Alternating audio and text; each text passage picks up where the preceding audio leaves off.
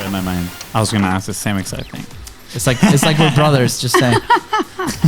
HubSpot is one of those great companies that not only do they have an awesome brand, they have an awesome brand community externally. But what you realize is that that brand community is really an extension of their internal community, and they see their employees as part of that community. Zappos, a great brand in terms of how it started and the culture that they built. They would tell you that the recruiting process started with the parking attendant and the security guard in the parking lot. Everybody had a role to play in the feedback for candidates who would come for interviews, because Super grateful for that. But anyways, today we have an incredible guest that we've connected from another Content is Profit MVP guest. So I'm excited. Those are good surprises, and I love the topic that we're gonna be talking about because it's the first time that we're actually gonna bring this to the show. So anyways, that's what I was gonna say. It's actually a first I've time. only heard about this topic from one other company, and they barely mention it, but I was like, wow, that sounds really interesting. I think it could be a very powerful thing. So I'm excited that we have today's guest juicy to dive in. She's the expert on this, so I'm excited. 414 episodes, and this is the first time we talk about this. Don't want to miss it. That's Anyways, crazy. That's impressive. All right, here we go. We've got some Hey, fresh new I'm young Luis. talent And doing some I'm things that I Luis. know you haven't And you're heard listening to the before. Content is Profit podcast.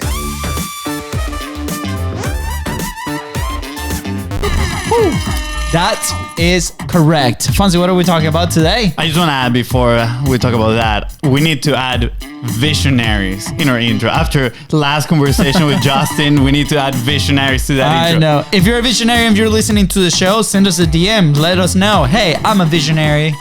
I want to be included in that intro. Yeah, we'll help you share and spread the word of your mission with the world. Now, what are we talking about today? Today, we're talking about how to turn employees into your brand evangelist with internal marketing. Oh, baby. I think this topic reserves #juicy. And if you're enjoying these episodes, go ahead and follow the show in your favorite podcasting platform and connect with us on social media at BIZBROS Co. That is right. If today's guest help you move one step closer towards your goal, please don't forget to share this episode because you can be doing the same thing for somebody else. And don't forget to leave a 5-star review. Let's go. It always kills me. You're double and. The double and is like a trademark at this point. I know. We need a shirt that says and dot. Yeah. Anyways, today we're actually meeting with an amazing podcaster that has secret sauce we never talked about. We connected through another Content is Profit MVP, Holly Shannon, stoked to explore the concepts and unlock goodness for your company. Our guest has countless experience in the corporate world and decided to follow one of her passions and start publishing early in 2021. This allowed her to connect her passion with incredible people. She currently operates from the beautiful Caribbean. Ooh. Her show, the Internal Marketing Podcast, helps thousands of people create incredible evangelists inside of companies. That is right. Please welcome the incredible podcast host, the Caribbean Queen, head internal marketing evangelist, Kerry and Stipson. Hello. Hi guys, I just love your energy, right? Can I just pause to say I love your energy. It's amazing. Thank you so much for having me. I'm excited. Yeah. Thank you for the compliment. We just heard here Caribbean Queen. We're like, we need to bring the flavor with, Yeah. And I need to add that to my resume now. Caribbean Queen. I love it. That is right. Technically we're from the Caribbean too, Venezuela, right? So yeah. I feel like today it feels like home in here. Yeah, love it. That is right. I mean, these intros can either go really well, like just happen, or like really wrong. Be like, how dare you call me that? But anyways, I don't think we've ever had that. But we connected a few weeks back, and I was so intrigued, and I was so grateful for that conversation too. And we're like, my gosh, like we need to bring this topic in here, right? Because you've been talking about it and you're publishing your podcast for quite a while, and to market to your own teams, right? It's like, what? A lot of the companies, right, their efforts is to, how to acquire these customers and how do we put that message out there? But then we look back or inside of our companies, and there might be some things that we can do in there, right, to our employees. So I wanna start the conversation. Like, how do you end up talking about that and being so passionate about that specific topic? Wow. Well, I'm going to keep that long story as short as possible. But, after I've been a marketer for over 20 years, Yeah. right? And I'd reached a stage in my career where I said, there's so much that I've learned along my journey. I want to give back to the business community, the marketing community. And I said, what's the conversation that's not happening enough that marketers can start to be a part of and businesses can be a part of, to think about how they can better build their brands and drive growth in a more effective and cost efficient way, right? Yeah. You can't forget that budget. And, I started to have conversations with different folks, and I realized that as marketers, we have a blind spot. And that blind spot is actually right inside our very own companies, So we always take the opportunity to reach out to our customers and make sure that they understand how great we are and why they need to buy from us.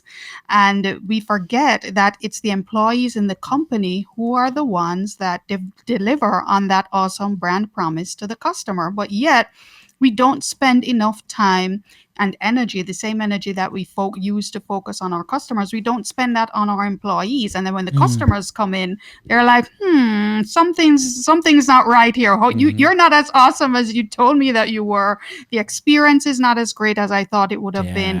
And I'm like, that's a huge disconnect. And so I started to do some more research and came across the concept internal marketing. There have been a few books written about it. And when I started to Google online, you're right, you're not the only show. I mean, you realize that internal marketing is just the kind of conversation that's not happening enough. And here's a great untapped opportunity. And I said, hey, I love to produce podcasts just like you guys. And I said, let's do the internal marketing podcast. And I hadn't seen a podcast like it. And I said, let's jump right in. Let's have the conversation. And it's been an awesome journey ever since. Awesome. Yeah, that's awesome. I'm going to the idea world right now. I love, ideas and all that stuff. You said on top opportunity, and you were talking about how you obviously tapped that opportunity with your podcast, right? Talking about that. But now I'm thinking an untapped opportunity could be to sell production for podcasts for internal marketing within companies, right? Find big corporations and say, hey, look, we can increase your brand advocacy, right? How long they stay, all these things, retaining your talent all through an internal podcast. I think that is actually absolutely a good idea. Have you, all right. There's so many questions I have. So why would somebody, first of all, right? Like maybe who is this for? Who's internal marketing for? Like what size companies? When do they need to start considering, right, marketing to their employees? Because I'm sure maybe, let's say a smaller company, the owner might be just, and I'm playing devil's advocate here, they might be telling themselves, I don't have time. I barely have time to market my own business. How am I going to market to my employees?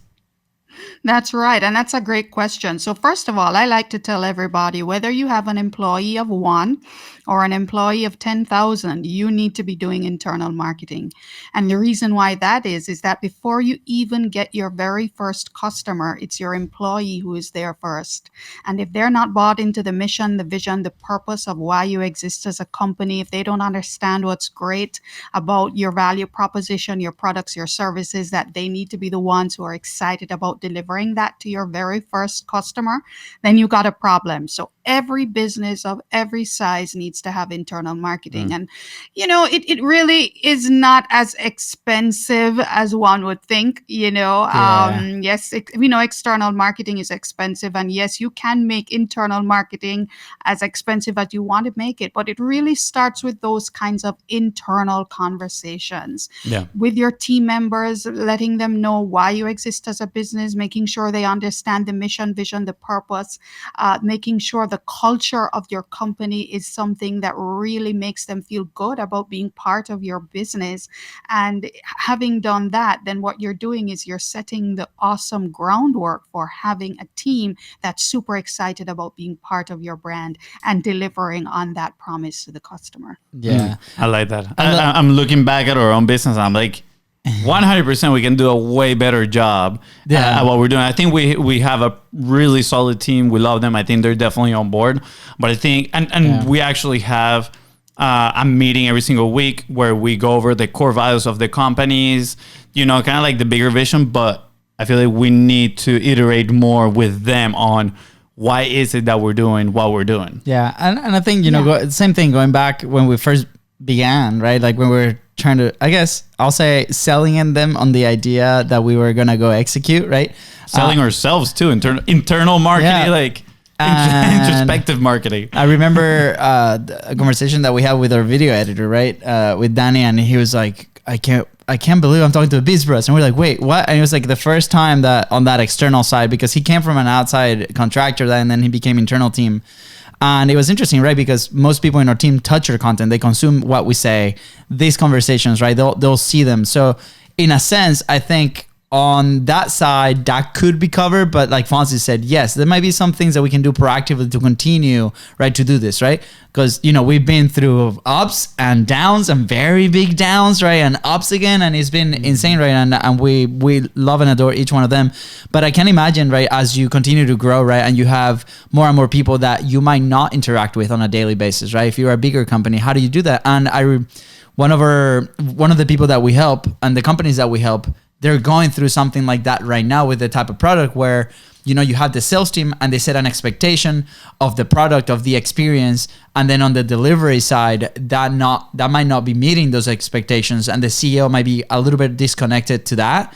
And that is a problem, right? So then, this causes like a ripple effect across all the company where questions starts to happen, you lose clients, like what's happening, right? So I think the consequence of not doing something like this and be proactive about it is massive for bigger companies. So I'm curious, Kerry, what are some of the good success stories that you've seen, right? Like what are some applications that you've seen across internal marketing, different companies that you might help and consult and bring people into your podcast? What are some of the things and examples that we can go through? You read my mind. I was going to ask the same exact thing. It's like we're brothers, just saying. Sure. Well, yes. And you're right. On my podcast, I've had the opportunity to speak to a couple of great companies, and I call them case stories, right? Which is companies who are doing internal marketing very well. And I actually just released an episode a few weeks ago with Christina Garnett of HubSpot, because HubSpot is one of those great companies that not only do they have an awesome brand, they have an awesome brand community externally. But what you realize is that brand community is really an extension of their internal community, and they see their employees as part of that community. And when you speak to someone like Christina, who is community marketing is part of her portfolio, speaking to her, you realize that the culture of the company is really, really very important in that whole internal marketing framework, because you can do the internal podcasts, the internal newsletters and blogs and town hall meetings and kumbaya type conversations. But if the culture and if the leadership is not driving a mindset of gratitude, of partnership, of respect, of care, of just really treating people as people, then you've set yourself up for a poor ending. So a company like HubSpot has really been great. And there's another company that I looked at called Huddle, where Huddle is they really focus on how do we empower team members to become ambassadors of the brand, right? So they set up frameworks internally where they keep their employees informed about whatever their messaging is and their marketing activities are externally. But what they do is through that, they empower their team members to share those stories externally.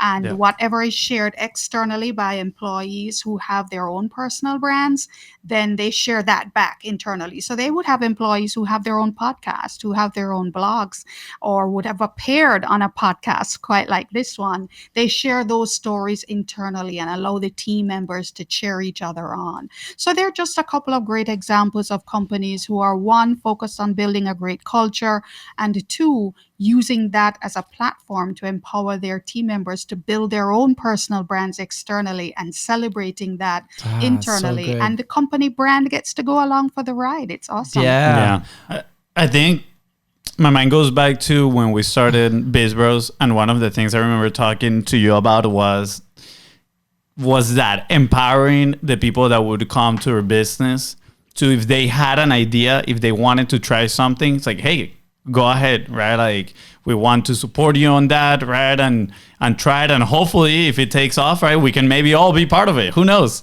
right?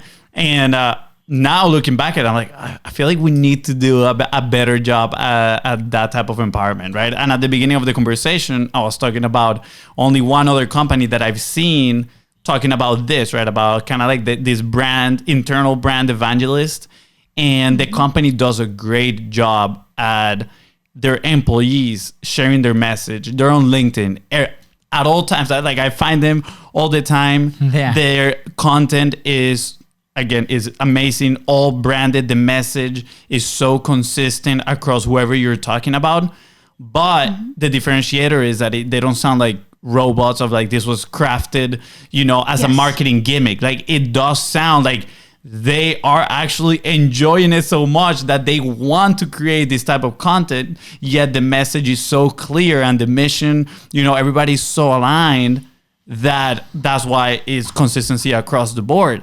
And in my mind, I'm like, that is so cool. I wonder why not so many businesses do something like that. And I'm curious why, right? Is it just a lack of knowledge on internal marketing? Is it lack of resources? Is it maybe something that is way too new for most companies?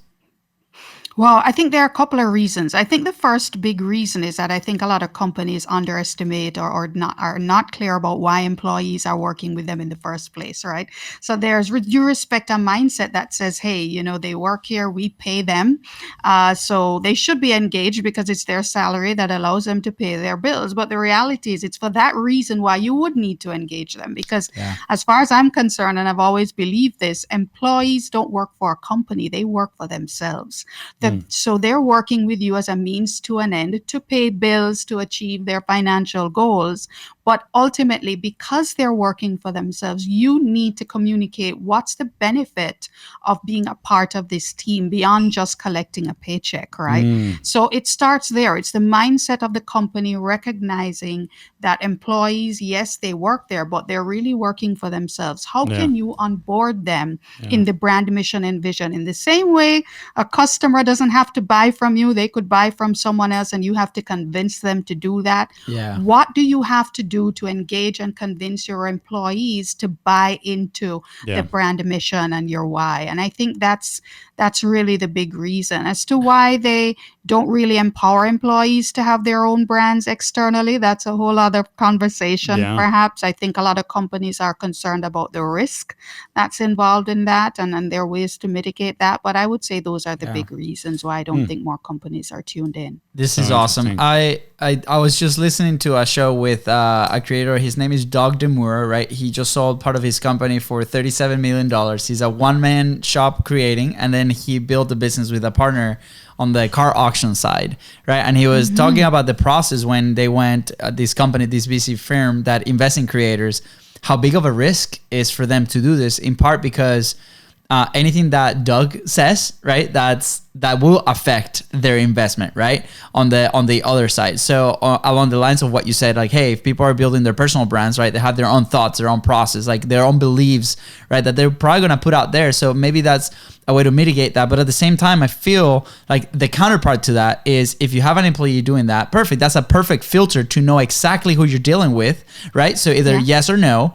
And then if you attract the people that are sharing their message, right, constantly, and you're like, I'm in alignment with these guys. Like the values of our companies are in alignment with them, right? If we empower, they can do more of that. They're going to be more entitled to do more things with our company. And I remember when I worked for Red Bull, that was like my first like big boy job, right? In a sense. And I adore that brand, right? Let's not talk about the drink. I'm addicted, of course, but like the brand itself to me resonated so much. And the things that we were doing at the time in the marketing side, it was amazing. And I became this massive evangelist. Even though I haven't worked with them for many years now, I continue to talk about this thing, right? Because we synced up at that level, right? And we were encouraged to go do our things. It wasn't publishing, but it was, hey, go do your own events, go do this. Like, what are your ideas? What are your things? And I think even your team members doing that. And then if we bring that to the content production side, right? Like, because obviously we live in the content side, right?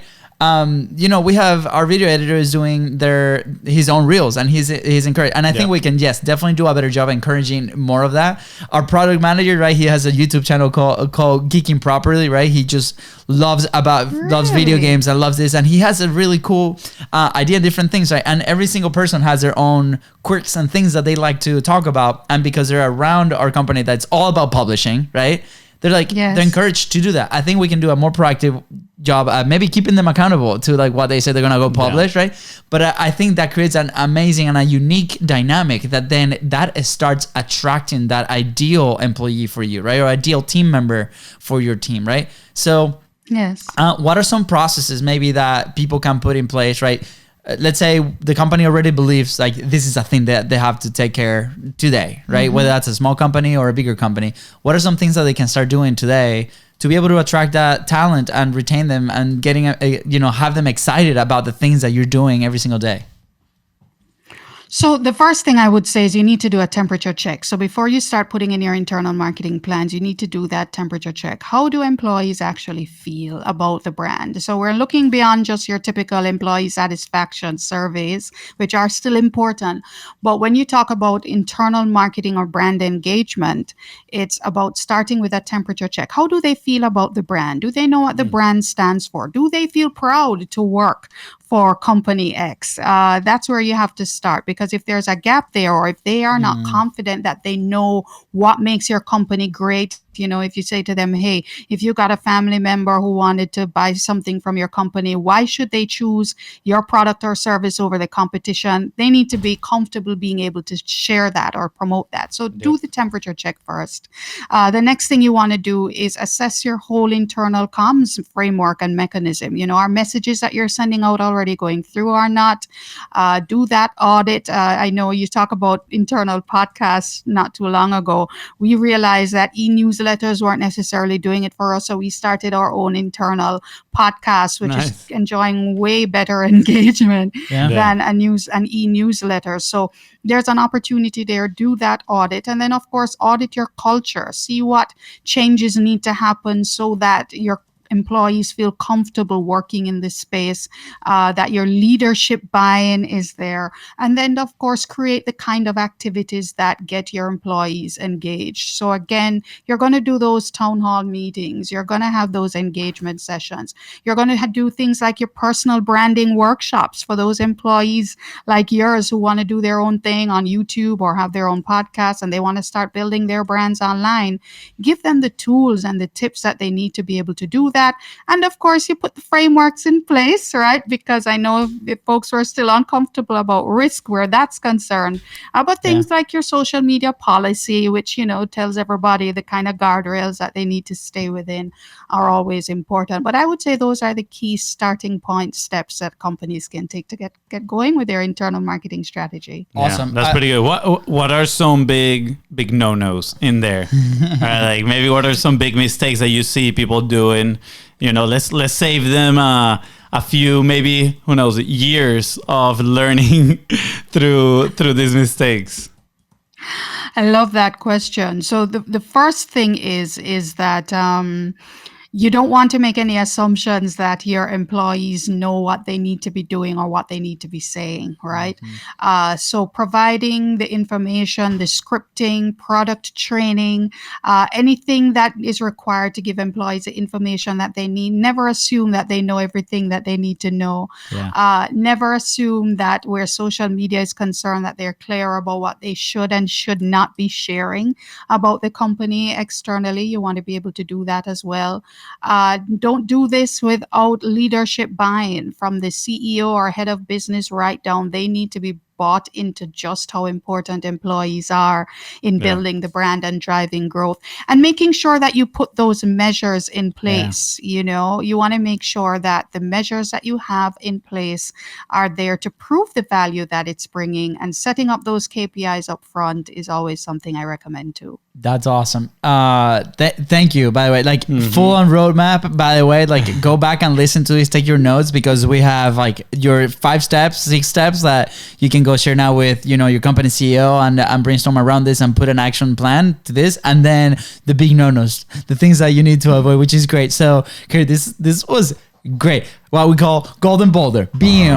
Okay. And I want to share a story. Like just this week, right? We're having a conversation with this amazing person that wants to start a podcast. Came from a client, right? And it's like, hey guys, like this person really wants to put his message out there, and he's such an evangelist of the company that referred him to us, right? And he's like, I want to brand the podcast with the name of the company, and I want to talk about the concepts and the things, and I'm like, I was so confused, right? I was like, is this part of like, is it your personal brand? Are you, like, were you hired and we don't know that? Like what's happening here? So we were brainstorming ideas and different things, and it looks like it's going to be a partner show of that company.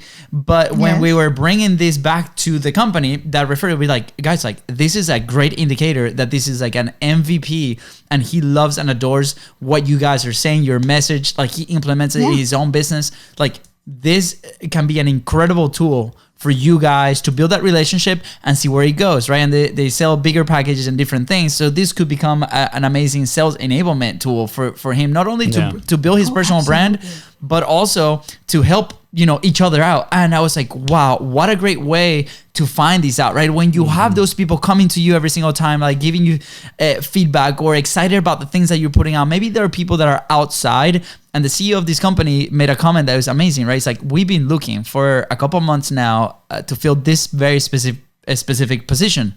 Maybe this is the person that if it fits the description, maybe that's the person. And we've been like, we haven't been looking at it because we've been so focused on the other process, and he just keeps like coming and coming and coming and coming. And the podcast was like an afterthought because we're like, we don't know what to do with you. Maybe you guys should do that, right? And there's like, well, there's a way that both can work together. And I think it's such an incredible case where, now if we open our eyes, who are those people that continue to comment on your things, right? That continue to reach out, that continue to listen to your message. They might be great talent for you to have in your company and continue to explore that situation. So I love it. I think like possibly this was me before this conversation, Kerry. Massive blur around this thing, and like everything just like opened up. The sound came out. Definitely a lot of clarity. Definitely. Yeah. I'm very curious on what are maybe some creative ways you've seen companies take on internal marketing, right? Because I know we've talked a lot about, obviously, the podcast side of things, but I'm sure there are many other ways, right? Like, what are some of the most creative you've seen that you're like, wow, that is very clever? Wow. So there are a few things. I mean, there's one thing that kind of jumped to mind for me when you asked the question is there's this small, well, I wouldn't even call them small anymore. They're more like a regional bank who they had something, I forget the name of it, but I'll just describe how the program goes, where they ask employees to do community service activities for maybe like you could say 40 hours for the year. Right. And what they say is, look, we'll give you 40 hours worth of time off, and it's paid. We're not going to dock anything. You guys can go out and be a part of your community engagement activities. So whether it be volunteering with the Boys and Girls Clubs, or just doing, stuff for elderly and shut-in neighbors. And what that does is it's so aligned with the brand and why the brand exists, because it's a real community bank that's really passionate about being part of the community. When you say to your team members, look, we want to empower you not just to be a part of our community as a bank, but we want to partner with you to be an intricate part of your community and giving back to your community. And what you're doing is you're really finding people who are bought into the same vision that the bank is, but you're also giving them the power to be able to go out and do that for their communities as well. Yeah. And it builds that kind of connection with the brand that's so powerful when you see a company that's saying, hey, we trust you, take this time, do what you need to do. And it's been great too. So to me, that's probably the most inspirational story that I've heard from a bank who does internal marketing, that's quite really frankly, good. very well. That is really, really good. That kind of reminded me, I don't know if it's related at all, but it just reminded me of my first year that I got here to the States, 2011. I was playing soccer at a school in Midwestern, in Texas. And part of the program is we actually had to be mentors for these kids at a school. So for X amount of hours every single season, we had to go out there and, spend time with our mentee. And it was such an incredible experience, right? I was literally brand new, so my English wasn't, like we say, very good looking. And Still not very good I was looking. struggling a little bit, right? I was struggling a little bit to communicate with my mentee, but the experience was like, wow, this is so cool. The fact that the coach is making us, connect with the community. And I totally related that to the school, the value that the school was providing in my life to become a mentor and help somebody else, right? And then hopefully change that person's life for the better too. So I related these two things, and it's pretty cool. Kind of like an internal marketing for the soccer team back there, and I just didn't know it. Yeah, look at that. Just this morning, I was in a conversation with one of our partners, and in the business, not in the love life. Just saying. Because FONZI was like, whatever. Anyways, that's so funny. Don't worry, Katie still doesn't listen, so it's so good. She doesn't listen to the show.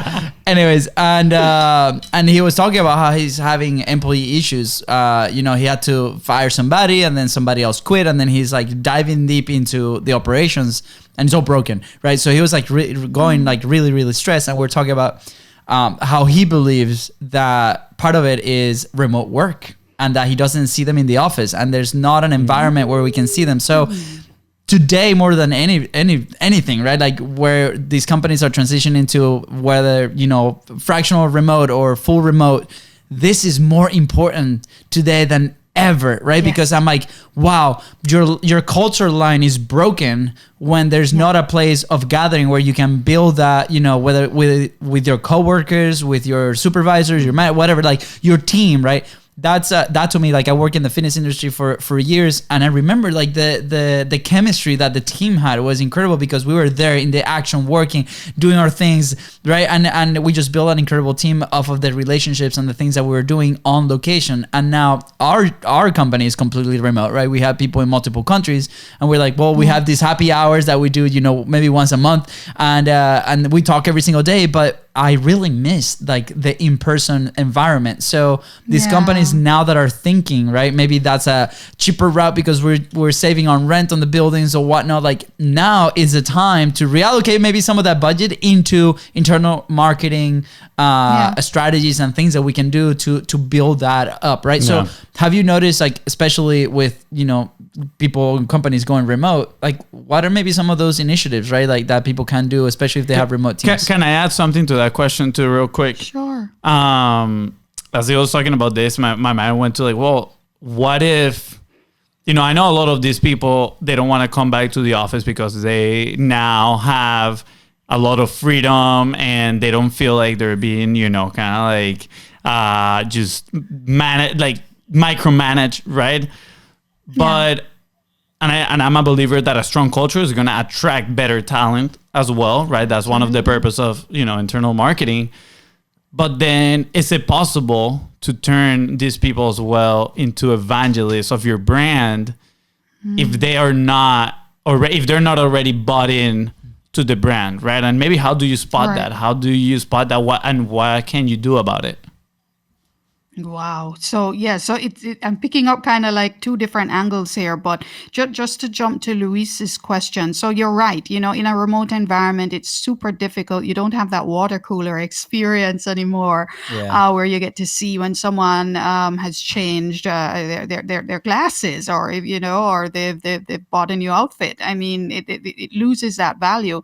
So what I've found is that in a remote environment, we really just have to be very deliberate about making the decisions that need to be made to make sure that the culture and the camaraderie that we enjoy as a team is maintained. However creatively, and whether folks, I'm sorry, maybe like it or not, or sometimes you just need to be clear about the why. So I tell people my team meetings, I meet with my team once a week for an hour. And for me, it's cameras on. And while that's not popular, I say cameras on. But guys, guess what? If you want to turn on the camera in your pajamas or with a satin bonnet on your head, I don't care. I just really want to see your face, because that's how I get to see if something is wrong, or if you change your glasses. Oh, you got a new pair of glasses. We get to celebrate that. And again, it's not about dressing up or looking good. It's just about being able to see each other there to smile, to laugh. And sometimes I'll pick up a vibe from someone because the camera is on, and I said, hey, let's have a coffee afterwards. Let's meet at the coffee shop, just you and I, and just shoot the breeze. So do that. Virtual cocktail mixology sessions are things that we've done. Games evenings on Zoom. We do that because we believe it's important to maintain the camaraderie, and then set boundaries about what do we meet in person for. There are certain events that we can make decisions that, hey, because of the type of event or because of the type of meeting or brainstorming session, it's better we do this in person. So set those parameters and allow the team to log on to them, because you realize that they recognize the benefit. Fonzie, I wanted to jump to your question, which is really about identification. I think that the first thing that companies probably need to be a little bit more deliberate about is being creative, even from the recruiting phase of the relationship. Zappos, a great brand, in terms of how it started and the culture that they built. They would tell you that the recruiting process started with the parking attendant and the security guard in the parking lot. Everybody had a role to play in the feedback for candidates who would come for interviews, because candidates would come to be interviewed and they put on their best face in the interview room to HR, but they were probably sour to the parking attendant, or they were rude to the security guard or the receptionist when they came in. So what HR would do is they would go back to the security guard and the receptionist, and they would say, what was the interaction like with that person? Were they friendly? Were they kind? Were they courteous? Things like that. And they would give feedback. And so that whole loop gives you a more authentic view of the person that tells you, is this person the right fit for us? So I'd say creativity in recruiting and making sure you're pulling in the right people that's aligned with your values as a brand is super important, and that's how you can do it. Yeah, that is so good. Do you believe in if somebody's not maybe that invested in the brand, right, but they're still doing their job, what would you do in that case? Are you going to try to turn them into an evangelist? What happens if they do not turn into an evangelist? And sure, they're performing at their job, but you know for a fact that those that become brand advocates, evangelists, like they perform better. Like, what would you do about that? Yeah, great question. I would say not everyone is meant to be an evangelist publicly. Let's just keep it real. Not everybody's comfortable being on camera like this or on a podcast like this. Not everybody wants to write a blog. Hey, let's just keep it real. So not everybody can be an evangelist, but everyone, I believe, can stand for what the brand represents. And even if it's that's just internally, that's okay too. I've had instances even in my own company, I talk about it all the time, where there are some people who are probably more in the background of things, but based on just how they interact with their colleagues, they still represent the values that we stand for, whether that be, respect, integrity, transparency, how they interact with the team. Because again, the culture is so very, very important. So you really don't want people who are infecting the culture or creating a toxicity in the culture that you're trying to build. So even if they're not going to be your evangelist externally, that's okay, as long as how they walk the walk internally and how they contribute to the culture we're trying to build and maintain. That's what's important at the end of the day. I like it. I relay that to pretty much get rid of the toxic people inside of your life, right? That they're not serving. I think it's the same probably with the company, right? Like they can be great, and like you said, they don't necessarily need to be these brand advocates. But if they're just being, even though they're performing, if they're being toxic for the culture, maybe the best thing to do is part ways. Yeah, it is what it is. And I know that could be a controversial point, but you have to be so, again, because when you talk about the 4 P's of marketing, right, the basic P's, place, price, product, promotion, the product in internal marketing is your culture. Right. Whereas for external marketing, it's a product or service that you sell. When the service is broken, we fix it for the customer. When the product is broken, we fix it. But our culture is our product for employees who are to be our ambassadors of the brand, and they're to deliver on the promise. And we're not fixing that. That's a problem. Fix that product, and it makes your internal marketing that much easier. Yeah, and I know some people might be thinking, because I've been in that position where, you know, we have the business is running, the business is doing good, but that culture might be toxic because maybe one or two people.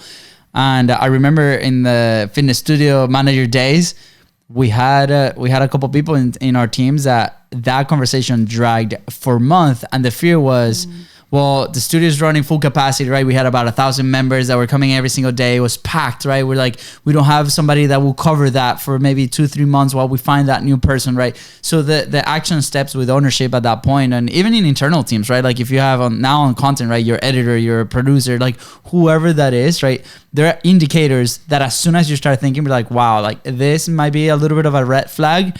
I will encourage to at least explore that conversation and start taking little steps to be like, let's do this, because I promise you, the pain of going out and be like making that decision and maybe ending that relationship and then bringing somebody else new is so much smaller compared to the other pain that could happen on the back end. And I remember like a company that we used to hire at the beginning of our journey, like 3 or 4 months ago. I remember there was a leak of information. This employee apparently like broke, and it was a bad relationship. And he emailed every single customer of this other company, be like, I offer the same services. Wow. And so we're like, wow, like how bad that was for this employee in this company to come to that point. So I promise you, like if you're in that position, I encourage you, and you know, Kerry's going like this right now. It's like, just have that conversation and start looking for maybe a different solution. I promise you. But this has been such a cool conversation. Thank you so much for bringing this topic for the first time exclusive into Content is Profit. And we like to obviously, you know, you have your own journey on your podcasting side of things. Like we're going to leave all the links right below. But what will be, where will you be if you never published? Wow, where would I be? I would probably just be doing my regular 9 to 5 wife and mom duties after hours. You know, just publishing and having my own podcast has really just been awesome. It's a great networking opportunity. I get the chance to meet and engage with wonderful folks like yourself. I've learned so much. I've built skill sets how to produce and host a podcast. Hey, you know, it's just been a wonderful journey, as you know, and so grateful for it. And I'm glad that I took that journey and took that step. That's awesome. So awesome. Yeah. And I hope this encourages a lot of people to, you know, put the voice out there. Like if you are feeling that itch and you're in that company, go to your boss, go to your manager, go to your CEO, be like, hey, can we do this together? And I think they're going to look at, if they're in tune with you as well, right? Because that's important. They're going to see that with good eyes, and you guys are going to be able to collaborate and do something together, which I think is awesome. Yeah, absolutely. Anything else? Yeah, I'm curious. Is there any resource that you may have for those that are listening that they want to learn more about internal marketing, right? That they can go and put their hands on, right? Of course, the podcast. So what is the podcast? Where can they find it? But also, do you have maybe like a guide, right? That they can also leverage?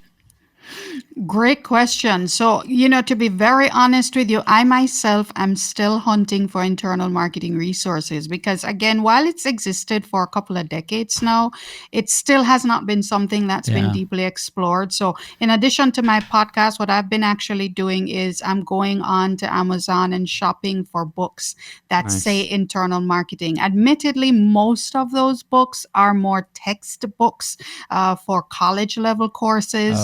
So it's not the easiest of reads if you're not reading like that. You know, I'm just saying, you know, it's not like a business, but I would say just Google internal marketing.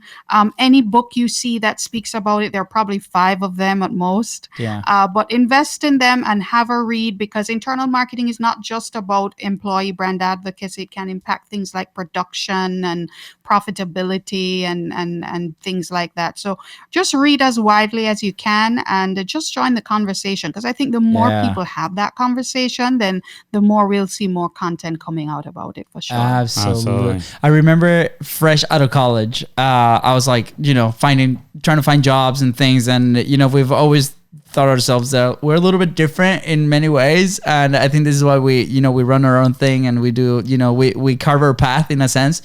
But it was like, where do I go? And I was so confused, right? Because all my friends were going to the financial industry. I wanted to stay in town. There's a lot of financial logistics. And I was like, that's not where I want to go at all. And I remember I found this company in Chicago called Red Frog Events. Not sure if they're up still, but I was like obsessed with obstacle racing, like Tough Mudder, Spartan races. And I don't know if you're familiar with them, Kerry, but they're like this like 20K, 10K, like mud runs. You do obstacles and different things. And so this company will put up those events and they'll produce them.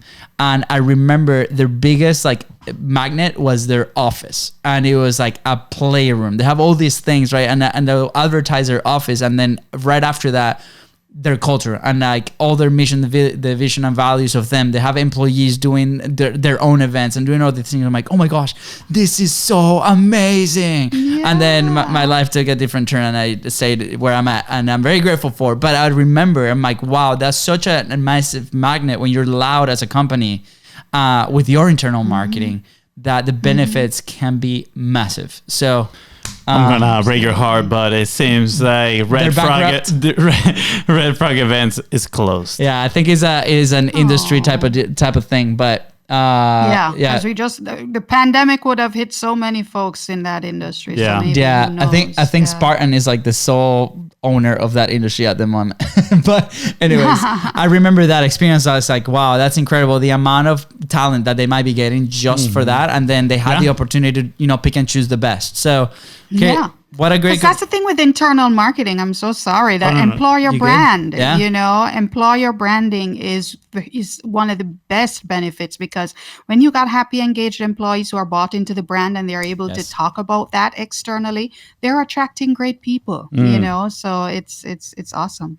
Yeah. Awesome. So cool. Such a refreshing conversation. I have so many ideas. I'm like, I need to sit down, write down my thoughts, and then share them with the team because there's so many things now. I'm looking back, I'm like, okay, we could have done this better. We said we were gonna do this, maybe we haven't followed through with that, and I see the opportunity, the value of just again increasing the involvement and advocacy of the team that works with us. So I'm very excited to dive into this. Maybe we can add it on our L10 meeting board and talk about it. Yeah, absolutely. Kerry, is there anything else you want to share? Wow. Well, I'd really just encourage folks to join the tribe, join the internal marketing conversation. So my podcast, the Internal Marketing Podcast, is anywhere podcasts are found. So just Google the Internal Marketing Podcast. It's going to come up. So join the conversation, be a part of it. I'm also on LinkedIn and I love to engage with people there. And there are a few folks who are part of that conversation on LinkedIn as well. So just join the conversation, share ideas, and let's get more businesses bought into this. That's awesome. I like it. You got 2 new recruits to push the word and share with the world. Yeah, absolutely. Fonzie, anything else?